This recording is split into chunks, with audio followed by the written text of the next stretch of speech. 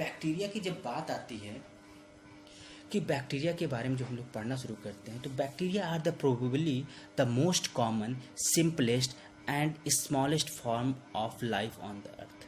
Bacteria जो है वो सबसे कॉमन, सबसे सिंपल और सबसे स्मॉलेस्ट लाइफ फॉर्म है हमारी अर्थ पर। They are found everywhere.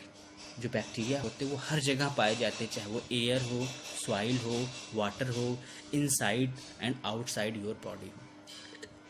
They can survive in harsh condition like drought and heat।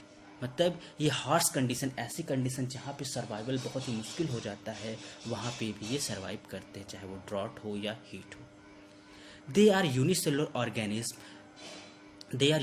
Organism. मतलब जो बैक्टीरिया होते हैं यूनिसेलुलर होते हैं। They vary in size from 0.2 to 100 micron. और जो उनकी साइज होती है वो 0.2 से लेकर 100 माइक्रोन के साइज में ये आप बैक्टीरिया को देखेंगे। There are different shape and size. Bacteria में बहुत अलग अलग तरह के शेप और साइज पाए जाते हैं, जिसमें से कुछ हैं रॉड शेप बैसिली। ठीक है, रॉड शेप एक कुछ ऐसे बैक्टीरिया होते हैं जिनका जो शेप होता है रॉड शेप होता है। आपकी बुक में रेड शेप लिख दिया गया है, रेड शेप कोई शेप नहीं होता है, वो होता है रॉड शेप। ठीक है। सेकंड है बेटा स्फेरिकल शेप्ड कोकाई। मतलब कुछ बैक्टीरिया ऐसे होते हैं जो एक तरह से उन्हें कोकस बैक्टीरिया कहते हैं, उनका जो शेप होता है वो स्फेरिकल, मतलब वो गोल होते हैं। थर्ड जो है स्पाइरल शेप बैक्टीरिया, जिसको आप स्पाइरिलम भी कहते हैं। स्पाइरल का मतलब जैसे आपने स्पाइरल बाइंडिंग देखी होगी, जैसे आप कह सकते हैं स्प्रिंग वगैरह जो होती है उस तरह की स्पाइरल उनका शेप होता है। ऐसे बैक्टीरिया को हम स्पाइरलम बैक्टीरिया कहते हैं। जो रॉड शेप बैक्टीरिया होते हैं उन्हें हम बैसिलस कहते हैं। बैसिलस शेप बैक्टीरिया को हम रॉड शेप कहते हैं। अगर हम बैक्टीरिया के बारे में कहें, बैक्टीरिया प्लांट्स एंड और एनिमल्स, तो bacteria have feature of both plants and animals. जैसे बात होती है ना कि बैक्टीरिया क्या है, एनिमल्स है कि प्लांट्स में हम उसे रखें, तो बैक्टीरिया एक ऐसा ऑर्गेनिज्म है जिसके अंदर प्लांट्स और एनिमल दोनों के फीचर्स प्रेजेंट होते हैं। They lack chlorophyll. मतलब इनके अंदर क्लोरोफिल नहीं पाया जाता है। जो क्लोरोफिल क्या है वो कैरेक्टरिस्टिक फीचर होता है प्लांट का।